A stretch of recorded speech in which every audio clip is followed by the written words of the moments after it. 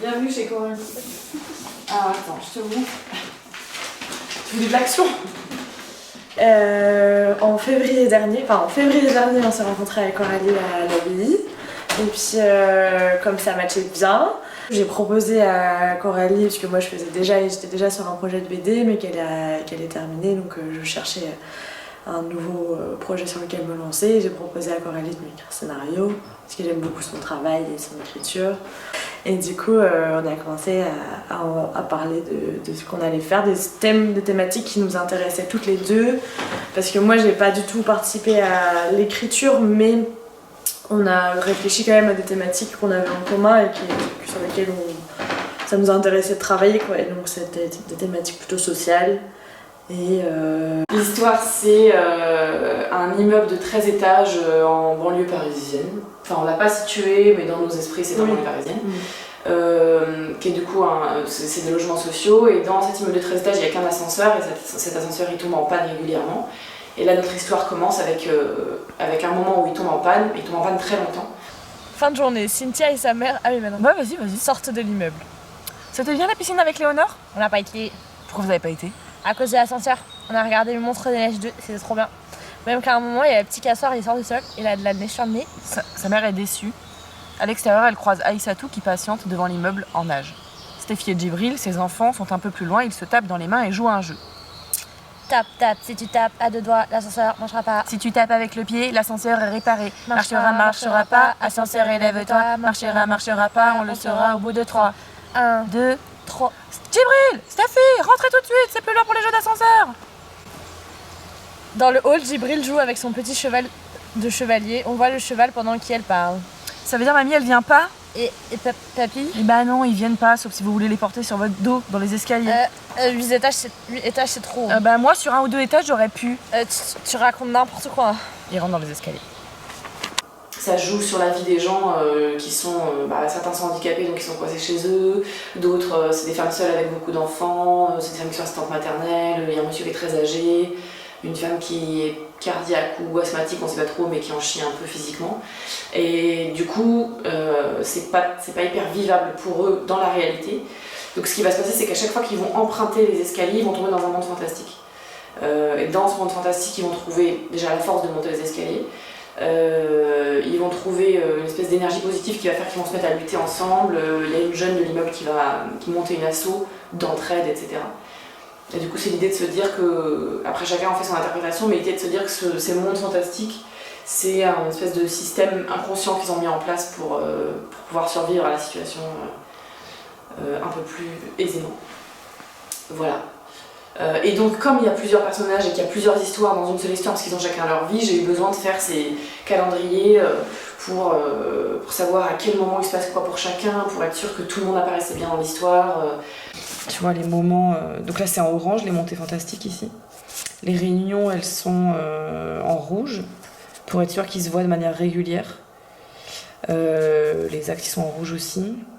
Et après les actions intermédiaires qui construisent en fait le scénario et la narration en bleu, parce que c'est moins important, c'est des trucs plus qui sont liens. Et donc t'as tout le début où le monde fantastique n'existe pas encore, où c'est la vie de l'ascenseur, et après le fantastique arrive, il est de plus en plus présent. Et là, du coup, c'est une phase où Jeanne commence les premières planches pour pouvoir envoyer aux éditeurs et éditrices un dossier dans lequel il y aurait donc le scénario, des planches et notre intention de... Voilà, les personnages et puis notre intention de travailler, quoi. Là, donc, on est combien de temps après? 4 mois après la première vidéo. Donc là, c'est les planches du dossier que on a envoyé avant Angoulême pour pouvoir rencontrer les éditeuristes au moment d'Angoulême. Donc j'ai mis en image une séquence. C'est la séquence qui nous a semblé intéressante parce que on rencontrait le duo principal de l'histoire qui est Michel et Sophia. C'est un moment aussi où une des premières fois, ou peut-être la première fois où l'ascenseur tombe en panne. Et c'est Michel qui se retrouve coincé, qui essaie de faire appel à l'aide interne à l'ascenseur, mais ça ne marche pas du tout, il comprend rien. Du coup, il s'énerve et Sophia essaye de lui venir en aide. Donc là, il n'y a aucune bulle parce que moi, je les mets après par ordinateur, mais normalement, il y a du dialogue, bien sûr. Donc voilà, et après, elle va finir par se faire aider par la factrice. Mais comme ça pose un peu les choses et on voit un peu le dynamisme aussi des planches. Et Très drôle. ouais, l'idée c'est que ça soit très dynamique, quoi, parce que c'est des scènes assez cocasses. Il y a beaucoup de choses qui passent un peu dans le comique de gestuel, donc on doit le retrouver assez rapidement par l'image. Donc c'était un découpage aussi, faut que ça soit qu'on comprenne vite les choses et que ça soit dynamique. Là, t'es pas bloqué encore. Il parle pas du tout, hein. Elle a menti, Magali. Pas de voix. Ciao. Pas de voix. Merde. Oh. Y'a quelqu'un? Y'a quelqu'un là-dedans? Oui, je suis bloquée, c'est moi. Ah, c'est qui vous? C'est Michel. Ah, petit Michel, bougez pas, j'arrive. Oui, ouvre-moi. Attendez, je vous On aide. n'entend rien, l'autre à la maman. Allô? Attendez. Ça va, petit Michel, bougez pas, j'arrive. Alors là, ça marche. Oh, c'est un peu plus costaud que ce que je pensais. Enlève-moi. Ah, bravo. Tout le plaisir est pour moi. Ah oui, et donc ça c'est les planches qui seront les parties fantasmées dans l'escalier des protagonistes. Donc là c'est un moment où Aïssatou elle fait tomber ses courses dans la cage d'escalier et elle essaye de les rattraper, mais en fait la cage d'escalier se transforme en une sorte de toboggan qui l'a fait dégringoler dans une boîte de ratatouille. Et donc après, elle se retrouve à l'intérieur de la boîte de ratatouille et essaye de sortir, de se dépêtrer de cette histoire. Par contre, j'aime bien cette idée d'avoir vraiment quelque chose de très carré et enfermant en fait dans les parties qui sont réelles, parce que ça, justement, ça nous rappelle, comme ils sont un peu piégés par leur habitat, enfin par la tour dans laquelle ils vivent. Il y a ce côté, c'est pour ça que j'ai rajouté vraiment finalement des cases, parce que ça appuie en fait ce côté très rigide.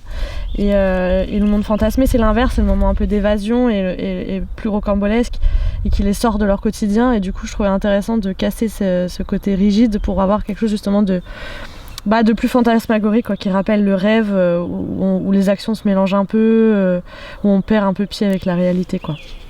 Moi, j'ai grandi à Noisy-le-Grand, dans le quartier du Pavé Neuf, dans un immeuble qui n'est pas aussi grand que celui de la BD, il faisait pas 13 étages, il n'y en avait que 7, mais dans un quartier assez violent et assez pauvre en fait. C'est sûr, de toute façon, c'est toujours la pauvreté qui entraîne la violence, hein, à mes yeux en tout cas, dans ce genre de quartier.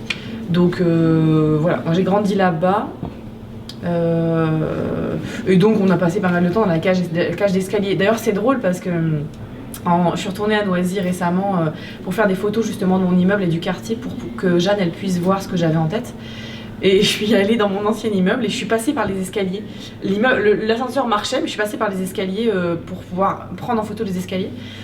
Et à peine je suis rentrée dans les escaliers, arrivée au 2e étage, il y a une dame qui m'a ouvert la porte, qui a dit « Pourquoi vous êtes dans les escaliers, il n'y a pas d'ascenseur ?» Et là, en ayant vécu dans le 16e, moi je suis tombée dans un immeuble, donc moi je vivais sous les toits. Mais le reste des appartements de l'immeuble, c'était des appartements très grands, très chics, très riches, etc. Et donc l'ascenseur était toujours nickel, et il y avait strapontin dans l'ascenseur, donc tu peux t'asseoir dans l'ascenseur. Pas de personnes handicapées dans l'immeuble. Il y avait juste un strapontin, un truc en bois hyper fin et tout. D'ailleurs, je pense que ça ne supporte même pas le poids de quelqu'un qui serait, tu vois, dit trop gros, etc. C'est vraiment un ascenseur de luxe juste pour certaines personnes, quoi. Alors, Commençons, je sais plus ce que je disais. En fait, je trouve que de toute façon, tout est politique dans l'art, donc en fait, autant que ça soit conscient et assumé. Parce que j'avais entendu des auteurs qui disaient que par exemple, ils préféraient d'abord raconter une histoire et après les gens ils voyaient ce qu'ils voulaient, mais sans vraiment conscientiser ce qu'ils représentaient derrière. Et moi, c'est des endroits que je connaissais pas avant d'arriver à Paris. Dès qu'il y a de la casse, c'est les jeunes des banlieues et tout, alors qu'en fait c'est pas du tout comme ça que les choses se passent, et en fait en y étant confronté on comprend mieux aussi tout l'abandon de ces endroits là et le peu d'intérêt les médias ou les personnes d'une certaine catégorie sociale de s'en occuper et de leur donner la parole, quoi. Donc c'est aussi une manière de... Je sais pas si... Ouais, de donner la parole à des personnes qui l'ont pas habituellement, ou de se voir représenter en tout cas. C'est ça. Voilà. Moi j'aime bien le terme que Bourdieu a mis en place de violence symbolique, qui est l'idée de se dire qu'on ressent la violence sociale dans des situations concrètes mais pas dites, tu vois, par exemple, je sais pas, parce que tu viens d'un certain quartier, tu vas pas oser rentrer dans un certain type de magasin ou de restaurant. Ça c'est de la violence symbolique et c'est des sujets que j'aime bien interroger. Et typiquement le fait d'accepter que ton ascenseur il soit en panne pendant des semaines, bah, ça veut dire que tu acceptes de mériter un ascenseur en panne pendant des semaines et donc d'être moins bien, soi-disant, que d'autres. Bon, c'est juste un outil pour parler de ça, quoi. Voilà.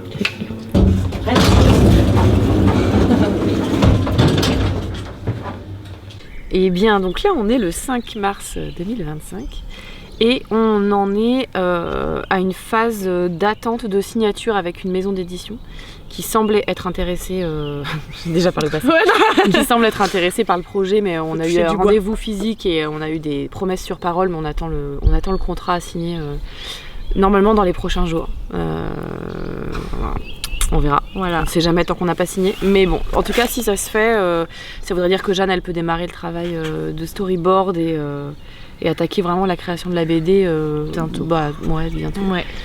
Et donc, pour plutôt une BD qui sortira en fin 26, début 27. Ouais, quelque chose comme ça. Ouais. Faut au moins 1 an et demi, au moins minimum 1 an et demi de travail. C'est ça. Ouais. Je vais dire justement ma pompier, comme ça tu auras la boîte à ce que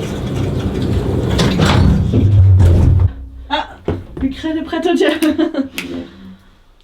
Mais ça tous les matins j'ai ça dans mon ascenseur, ça me déprime. Dès 8h du matin là, hop, je vois toutes les mauvaises nouvelles.